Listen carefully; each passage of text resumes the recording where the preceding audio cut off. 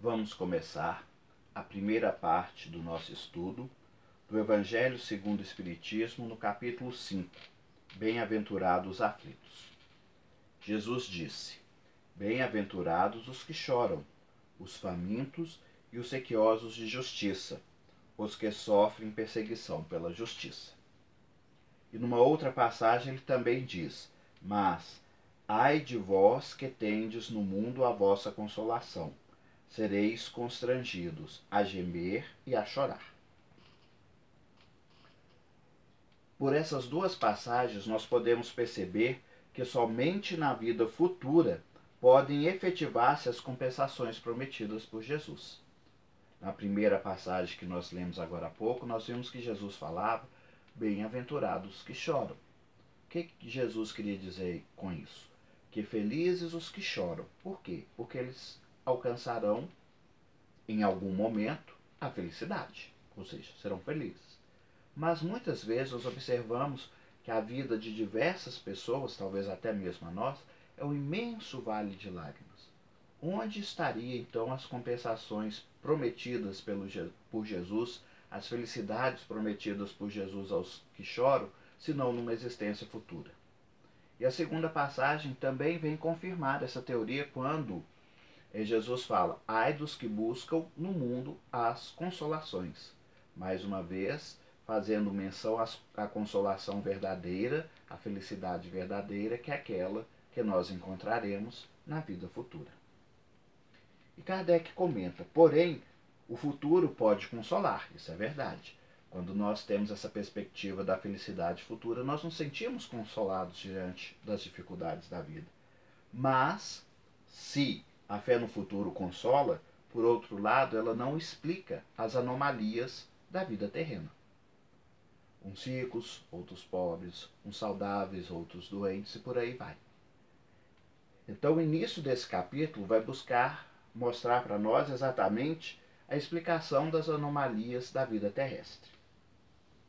E ele começa com a ideia de Deus soberanamente justo e bom, dizendo o seguinte: as dificuldades da vida derivam de uma causa, elas têm uma causa, e se Deus permite que essa causa gere esta consequência, a causa que gerou essa dificuldade tem que ser uma causa justa. Por exemplo, se uma pessoa, numa determinada existência, nasce num lugar extremamente pobre, onde faltam muitos recursos, isso é uma dificuldade. Essa dificuldade tem que ter uma causa porque Deus permitiu que a pessoa passasse por essas dificuldades. Então essa causa tem que ser justa. O que nós vamos fazer agora é buscar a causa dos sofrimentos.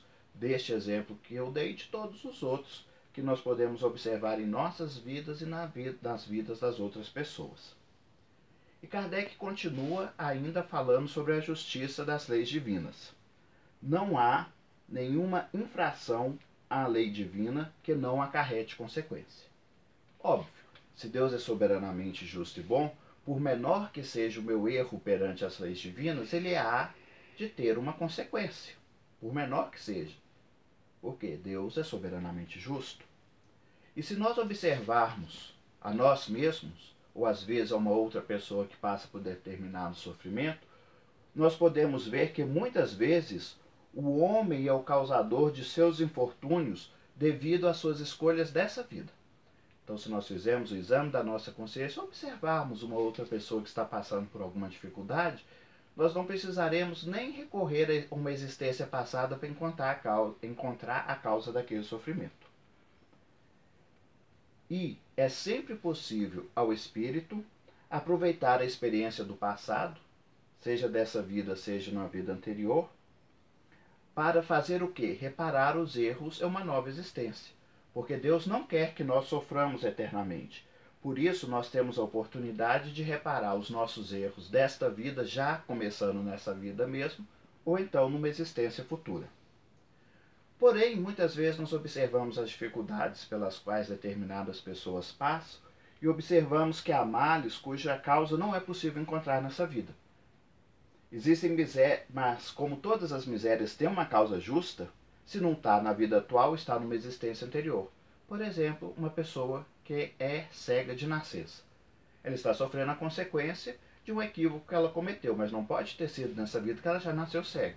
Então busquemos a causa numa existência anterior. Por quê? Porque quando em uma existência nós não podemos reparar todos os males que nós fizemos naquela existência, como nós dissemos agora há pouco, Deus permite que nós façamos a reparação em uma nova existência. É dessa forma que pela pluralidade das existências nós conseguimos começar a compreender e a explicar as aparentes anomalias da vida terrena. Como nós já dissemos, a riqueza, a pobreza, a saúde, a doença e por aí vai.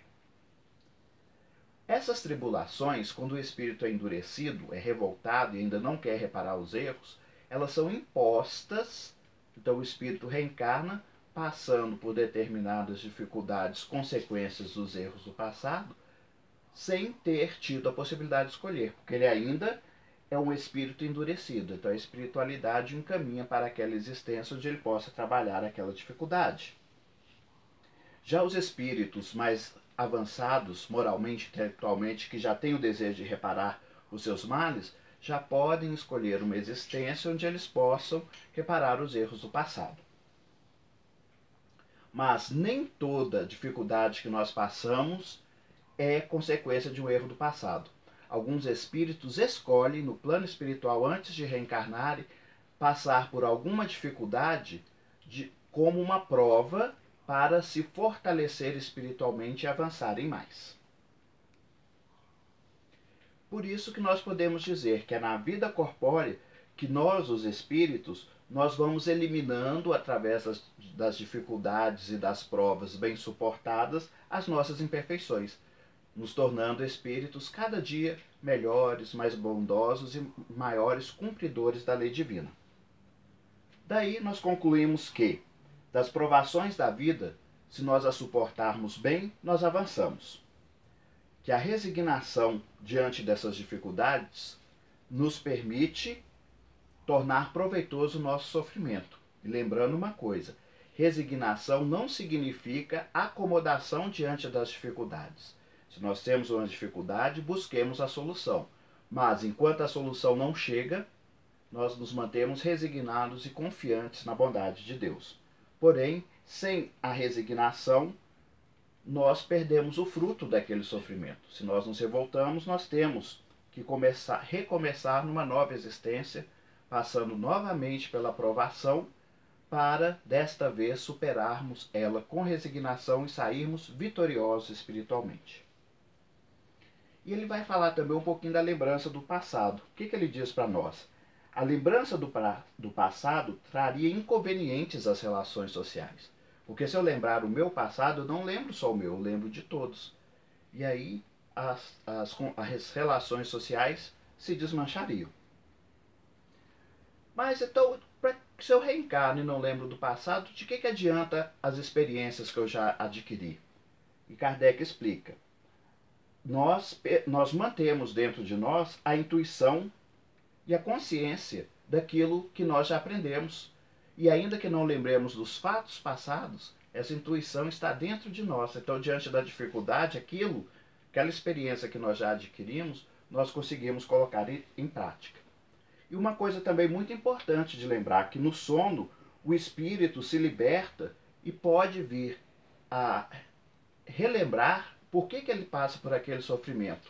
De tal forma que ao acordar, ainda que ele não lembre do sonho, ele se encontra revigorado para enfrentar as suas dificuldades.